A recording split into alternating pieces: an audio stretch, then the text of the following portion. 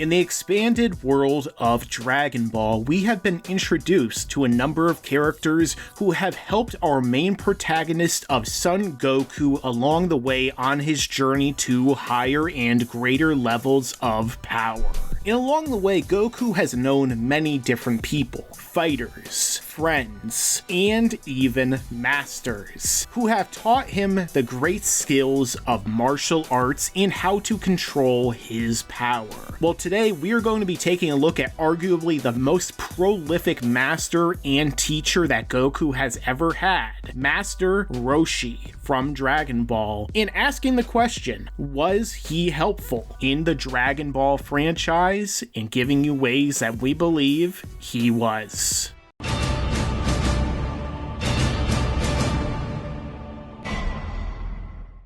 Don't forget to like this video, share it with your friends, and subscribe to my channel to stay up to date on all upcoming videos in the future. Alright guys, so today we're going to be taking a look at that topic and the question of, was Master Roshi helpful in Dragon Ball, and ways that we think he may have been.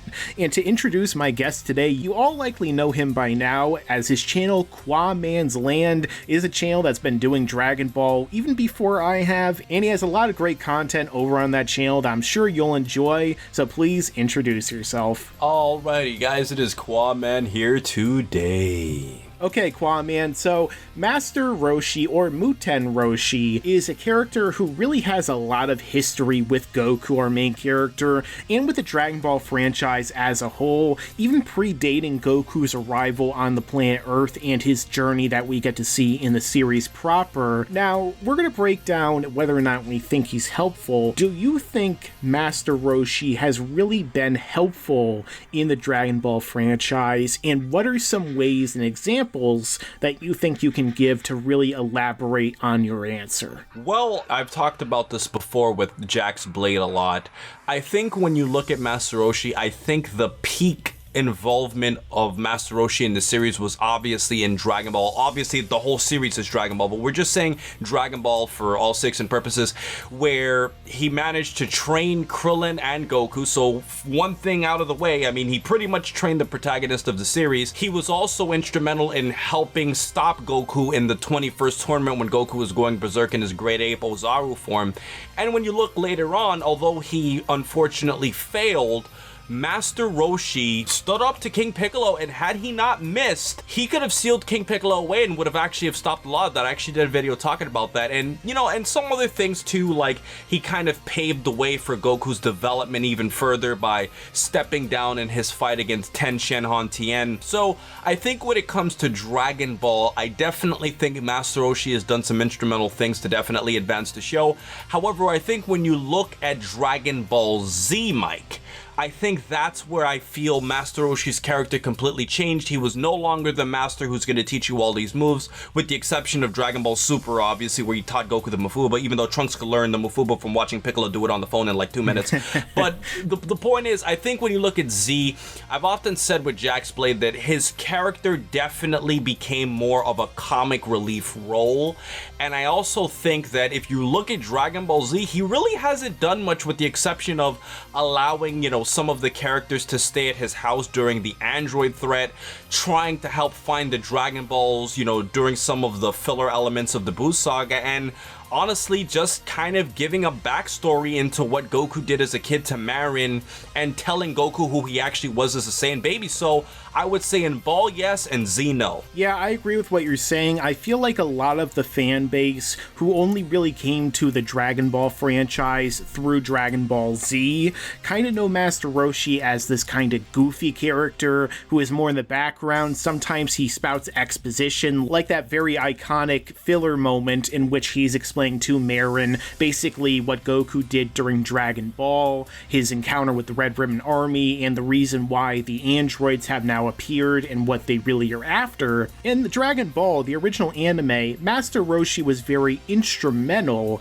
in taking this Goku, this guy who had a little bit of training from his grandpa, his master Gohan, before Roshi, and kind of molding him into someone who is more of a better fighter, who really understood, you know, martial arts and who took him to these tournaments like the 21st Tenkaichi Budokai, the 22nd, and showed Goku how to really aspire to becoming the best, as opposed to kind of just wandering around in the woods fending for himself, kind of like he did before he met Bulma in the first place. Sure, he was off on greater adventures, but he wasn't really using his natural skill as a martial artist, as a fighter, to take it to the absolute level and to learn real discipline. And Master Roshi was really one of the most fundamental teachers when it comes to Goku really becoming who he became at the end of Dragon Ball, leading into Dragon Ball Z. Although, of course, Master Roshi himself was not the only teacher that Goku has had. He has had Kami, the god of the earth. He has had King Kai, Popo. And of course, Mr. Popo. And of course, in Dragon Ball Super, he has had Whis,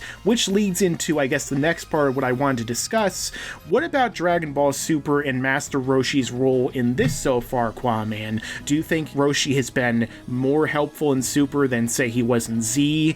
And how do you think he's been helpful? And do you think he's going to continue to be helpful? Or do you think maybe perhaps the Tournament of Power is his last hurrah, so to speak? Well, let me just start off with a little bit of a joke. I think back in, let's say, 2015, 2014, when Resurrection F was announced, and I saw Master Roshi in one of the promos fighting, I was immediately, like, scratching my head because I'm like, Master Roshi shouldn't be able to compete with characters at these levels.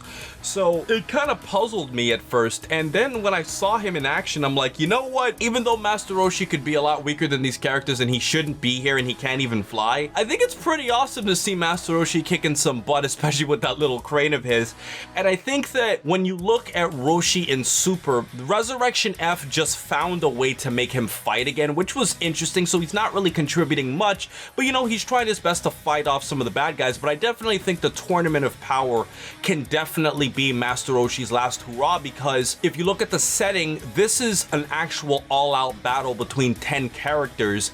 And as I've done a video before, Mike, talking about 5 ways Master Roshi can help win the Tournament of Power, Master Roshi, as you would know, has some very interesting techniques, such as hypnosis, such as using his electrical strike, that really help him to, you know, obviously perform against even stronger opponents in the Dragon Ball series.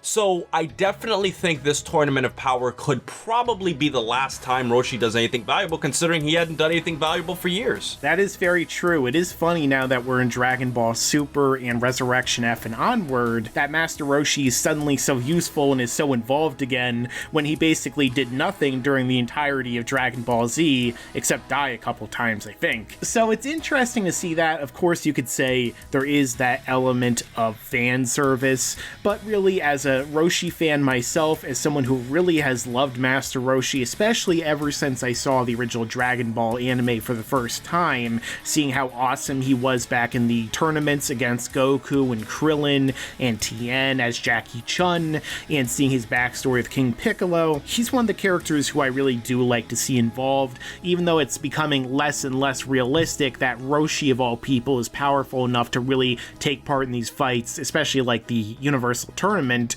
or even able to fight the common Frieza soldier, who is supposed to be one of the most elite warriors in the universe.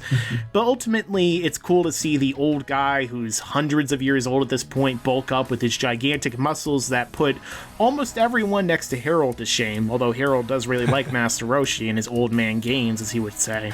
And I would like to add something here, Mike. I think if we were to kind of look at Roshi's involvement in the Dragon Ball series, I definitely think Master Roshi's biggest attempt at doing something valuable would definitely have to be his attempt to stop King Piccolo, because right then and there, Roshi possessed the ability to actually stop the major villain. But in my opinion, though, Mike, I think one of the best things that Roshi succeeded at doing, besides training Goku, would have to be the fact that he actually entered in the 21st Tenkaichi Budokai. And I think it's really interesting when you go back and you look at that and say that Roshi entered that tournament because he knew that Goku and Krillin were kids. And if Goku and Krillin won the tournament, it would inflate their egos and they wouldn't be as motivated to keep pushing themselves further and further and further beyond. And it was awesome to see that Roshi set himself as a roadblock so Goku can feel, hey, I gotta push myself more, and by Goku pushing himself more, Krillin's gonna push himself more, And in addition to that, it kind of had a spiral effect on all of the other Dragon Ball characters when you look at Yamcha and, you know, Tien and all those other characters that started training with him later on. So he kind of became the master for everyone. And I always found that very interesting as we see that gap for the next tournament where we see all of those characters just cramped up training on Roshi's island where he's just trying to peek at Bulma all the time. So I definitely think Master Roshi is a very interesting character. And as far as Dragon Ball GT, Mike, I wanted to ask you, obviously he didn't do much in GT, but do you feel like it was even worth having Roshi in GT for at least more comical scenes? Probably, especially during that first arc. I feel like we really need to kind of go to the Earth a little bit more often than we did, because the first arc of Dragon Ball GT is very boring. So seeing Master Roshi kind of perving on women, trying to do something of entertainment value would have been something I liked, but pretty much all the humans were completely wasted and useless in GT. I think Yamcha and Tien only had like a cameo in the entire series, so that's kind of what it all comes down to. But ultimately, QAAMAN, I think that we can conclude that Roshi in the long term, in the grand scheme of things, was very important and very helpful in the Dragon Ball franchise. Would you agree? Yes, definitely. And one more final point I'd like to make is that if you look at some of the movies, for example, most notably, if you look at The World's Strongest, yes, I definitely think that was a very interesting movie where they originally thought that Roshi was the strongest guy on Earth because of how much time had passed, and Goku was actually the strongest one. It was good to see Roshi getting in some, you know, good old martial arts action in that film as well. So that's one thing I'd like to add. Although, did they know that Roshi was immortal in that movie? Because when you think about it, you know, Roshi should have either been dead or he should have been really old and decrepit by the time they got out of that ice. Yeah. So maybe they should have thought somebody was the world's strongest. Would have been better if they tried to go after Yamcha. At least we know they would have succeeded. So this has been another edition of Were They Helpful, in which we're asking the question, was Master Roshi helpful in the Dragon Ball franchise? Make sure to check out QAAMAN'S channel, and if you like this video, subscribe to this channel so you can see more content like this right away when it comes out. And as I always say, stick around, because there's a lot more to come in the future. And please remember to rate, comment, and subscribe. And remember, as I always say, to have a great day, guys. And if you have a girlfriend and there's a Master Roshi in your life, you better hold her. Yeah, I love Master Roshi and his old man games. Blah.